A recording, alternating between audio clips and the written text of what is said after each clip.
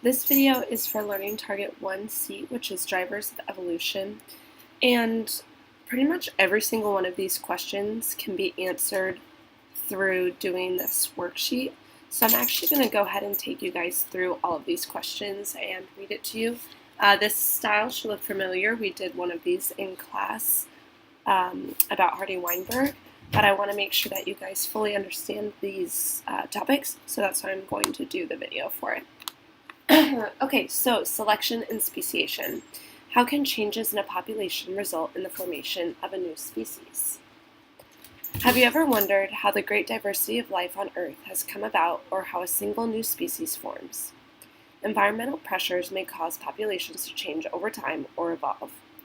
This is because an organism's ability to live to adulthood in its current environment will determine its reproductive success and ability to pass on its genes. But changes within a population can occur without creating a new species. At what point do scientists start thinking of a new name for a species? So speciation is exactly what it sounds like, which is the creation of a new species. That happens by the means of selection. So let's go ahead and start with Model 1. Right here we have three graphs that demonstrate three types of selection. Graph A is directional selection, Graph B is disruptive selection, and Graph C is stabilizing selection. Whenever we look at a graph, the first thing we want to take a look at are these the keys. So we can see that the dotted line is our original population, and the gray is the population after selection has occurred. So let's go ahead and start with number 1. I will continue to explain what each of these three models are as we go through, but they are addressed in the questions. So number 1, what variables do the graphs in Model 1 compare? Whenever we're asking about variables, we're asking basically what stuff is in there. So the first thing is body size. The next one is number of individuals. Pretty straightforward. What are the three types of selection illustrated in the graphs? We already discussed that. Directional, disruptive, and stabilizing. And you'll figure out what those actually mean in a few minutes. Let's go down to question number 3. According to the graphs in Model 1, there is variation in the body mass in the original population. Using your knowledge of genetics, describe how this variation is possible. I'm going to go back up here. So different alleles are possible within the population due to random mutations that could occur. Also, there could be differences in food supply from one organism to another, causing them to have a different body mass. So first of all, we have different alleles, and then also we could have different food supply. There could be other answers to that as well. So right now, A through C, we're going to look at Graph A in Model 1. Question 1 states, how is the population that has experienced selection different from the original population? So this is where we're really going to start to identify how each of these types of selection works. So let's look at directional selection. So we can see that the individuals of our new population, our gray area, are starting to be on average bigger than the original population. So in directional, we definitely start to see some sort of a change towards an extreme, either greater, or we could have seen another directional change if it had all moved to a smaller body mass size. Part B. Fitness is defined as the relative ability of an individual or population to survive, reproduce, and pass on genes. That right there is a really important definition to write down. Which individuals in the original population appear to display better fitness? Well, based off of the ones that survived, we can definitely say that the ones that were originally a larger body mass were able to survive. So larger body mass in this particular case meant more fitness. I'm going to go ahead and just read C to you. As a group, propose some characteristics of the environment that could lead to the population changes illustrated in Graph A. Well, there's a lot of reasons that a larger body mass would be beneficial. One example could be weather. So we know that in cold weather you would want more body mass in order to keep you warm. So that very well could have been the situation. Once again, though, there are a ton of different possibilities for this. We're just speculating on one. So in directional selection, to kind of summarize that, we have the majority moving towards one extreme or the other. So directional selection is our first type. We're now going to go ahead and look at graph B in Model 1. How is the population that has experienced selection different from the original population? B is fitness, and C propose some characteristics. So we're looking at the same exact questions again. So I'm going to stay up here. Okay, so we're focusing on disruptive selection, graph B. How is the population that has experienced selection different from the original population? Disruptive selection is a really unique looking graph, and I love looking at this one. We see our original population took over the center portion. However, something happened in order for this to occur. We now see both extremes having this new population after selection. So it's no longer beneficial to be that average, I don't know, right in here, maybe 80, I don't know, 81, 82, anywhere in that range. It's no longer beneficial to be right in the middle. It's either good to be super large or super small. So disruptive selection is where we're going to push basically that middle ground out, and it's going to favor both of the extremities. Which individuals in the original population appear to display better fitness? Well, same thing, either the small ones or the large ones. The average ones do not display the best fitness. All right, our last question. What are some characteristics of the environment that could cause disruptive selection? Well, there's a lot. One of them could be protection from predators. So small animals could maybe hide better, and large animals could flee faster or fight better. That would be a main reason for disruptive selection. But anything that causes that average to no longer work is disruptive selection. We see that also with Darwin when he looked at the finches on the Galapagos Islands. He found that once they ran out of food for that average beak size, then it was actually more beneficial to either have a larger beak to have more strength to break open food, or sometimes a smaller one for smaller things that they could gather. We are on to number 5, which is, oh wait, did we just do that one? Sorry, number 6. Refer to graph C, and we have the same exact questions once again. So here we go. This is stabilizing selection. All right, where are we here? Okay. How is the population that has experienced selection different from the original population? Now we kind of see the opposite as disruptive. Stabilizing is where that middle ground actually becomes even better and more favorable. So we can see the original population had a wider gene pool, and our final selection, our final population after selection is in a much narrower body size range. Which individuals from the original one display better fitness? That's the one with the intermediate body mass. And for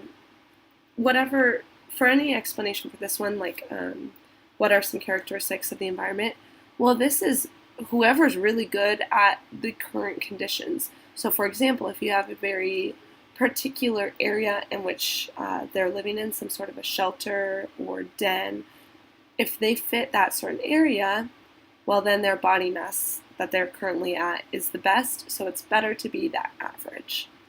So really important to know the difference and be able to identify based off of a graph or a given situation what type of selection would occur. Okay. As a group, define the following terms: directional, disruptive, and stabilizing selection. I'm going to go ahead and give you guys some definitions that you can write down. Here's a definition for directional selection. I'll try to read these slow. Due to the environmental conditions, individuals with a phenotype, remember the phenotype is the genes or the alleles that are actually being displayed, a phenotype at one end of the spectrum or the other demonstrate more fitness. Over time, selection occurs and the structure of the population changes, with more individuals having the desired phenotype. Once again, that's directional selection, where either one end or the other, not both because that's disruptive, one or the other is the most beneficial. Let's go ahead and look at disruptive selection. Due to the environmental conditions, individuals with extreme phenotypes demonstrate more fitness.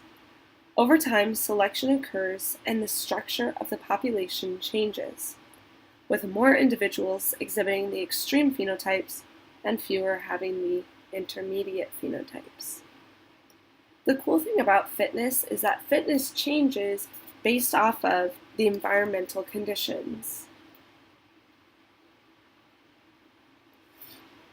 Finally, stabilizing selection. Due to the environmental conditions, individuals with the intermediate phenotype demonstrate more fitness.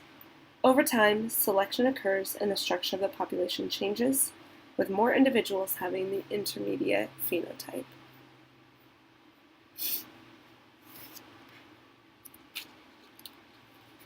Okay, so now let's take those graphs and apply them to a couple situations.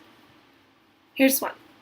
In each of the following examples, describe the likely outcome due to the environmental pressure in the state and state the type of selection.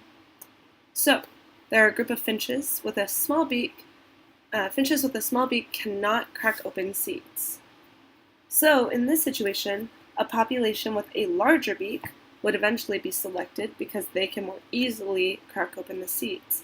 So we would actually see probably directional selection, because in this situation, I'm going to go to the graph so you can kind of relate it back. We have, this is our population of finches, for example.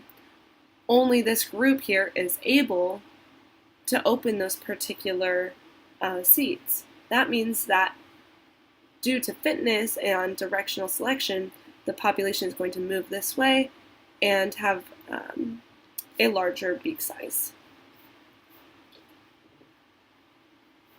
Here's our next situation. Human babies with very high or very low birth weights have a higher mortality rate. Very high and very low have a high mortality rate. This means that conditions are going to favor the middle, which are intermediate weight babies. So that's going to give us probably a stabilizing selection, where the middle, the intermediate, is what is favored. A population of seed cracker finches feeds on seeds available in two sizes, small or large. This is kind of that situation that I was talking about before. So eventually that population will split into two populations. Some will feed on the small, some will feed on the large. And that's an example of disruptive selection. Overfishing occurs in two rivers in British Columbia, Canada, where larger salmon are preferentially caught. So, larger salmon are caught, which means that small size will become an advantage because they're not being harvested, so that population size will shift from larger salmon to smaller salmon. This is also an example of directional selection, just like we saw with A. However, now we see it in the opposite side. All right, let's talk about natural selection. Some of this is going to be review from 1A and 1B, but we're going to add some new concepts to this. Natural selection. The improved fitness of certain individuals in the population that allows for survival and reproduction is the primary mechanism by which populations change over time. Other mechanisms include the introduction of a mutation in the population and artificial selection, the effect of humans purposefully breeding animals to select for desirable traits. Big difference between natural and artificial selection. But at what point does a change in the population develop a new species? Speciation. Data has been collected showing that the average height of an American adult is increasing, but that does not mean the American population has evolved into new species. So let's go ahead and take a look at our image here for just a second. A and B, mating results in viable, fertile offspring. Organisms A and B are the same species. Okay, here's C and D. Mating results in viable but infertile offspring. Because they're infertile, C and D are not the same species. E and F. Mating results in weak offspring that does not live to reproduce. That means E and F are not the same species. Here's G and H. Organisms live in separate geological areas where mating is not even possible. That means they are not the same species. I and J.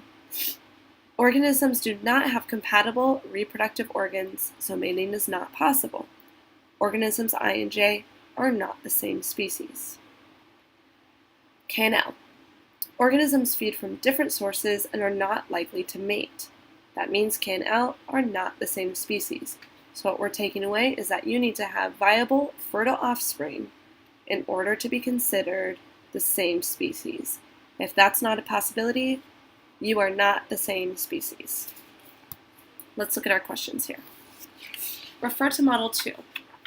Identify the pairs of organisms that are able to produce offspring. Well, in this situation, A and B, C and D, and E and F are all able to produce offspring. We see that here. But which pair of organisms in Model 2 are members of the same species? The only ones that are members of the same species are A and B. Consider all the pairs of organisms in Model 2 that are not of the same species. That's these 5. What criterion are missing in all cases that could be used to define species? The pairs of organisms that are not the same species cannot produce viable, fertile offspring. So, you can see how specific it is. In order to be considered the same species, viable, fertile offspring have to be an option. Otherwise, organisms are not the same species.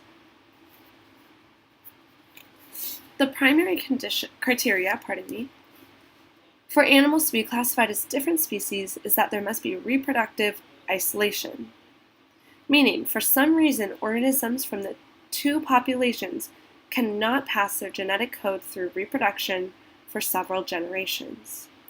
Other criteria, such as differing morphology, appearance and body structure, and how much DNA the organisms share, are also used to make a final determination when comparing two similar organisms. Alright, so let's read number 12. A common farming practice is to breed a female horse with a male donkey. The result is a very robust animal, we've probably all heard of it, which is the mule. Most mules, however, are sterile and therefore cannot reproduce. Does that mean that horses and donkeys are members of the same species? Justify with a specific example. Okay, so let's look here. Our correct answer to that is no, horses and donkeys are not the same species. They are different species. When they mate, their offspring are infertile. So our example here is C and D. Mating results in viable, so you know mules can live. However, mules are themselves infertile and cannot produce offspring. Reading number 13. Many species of birds have elaborate mating rituals that include bird calls, nest construction, and courtship displays. A researcher is comparing two populations of birds with similar morphology that live in similar niches. Male birds in one population build a nest before attempting to court a female, while males in the other population build a nest in cooperation with the female. Is it likely the researcher will classify these birds as the same species? Justify your reasoning. Let's go right back up here. So, no, it's actually not likely these birds would not be classified as the same species, because it's unlikely that they would even be able to mate due to their difference in their mating rituals. So once again, they do not have the same mating ritual, which means they are probably not going to even be able to mate, which means no, they will not be the same species. We don't have a specific example here, but the most like it would be probably G and H. This is saying that they live in geological areas, but mating is not possible. But we can look at it the same way and just replace live in separate geological areas with have different mating rituals. Here we go. Could directional selection lead to the creation of a new species? Justify your reasoning using what you've learned from models 1 and 2. Yeah, absolutely. Directional selection could lead to a new species if the population changed to a point where the members of that original population could no longer mate with the members of our new population and be able to produce viable fertile offspring. So we'll see this occur a lot in nature. While there's one population, something happens, whether it's directional or disruptive selection, and once those species are reintroduced to one another, they're no longer able to mate, which means no, they are no longer the same species.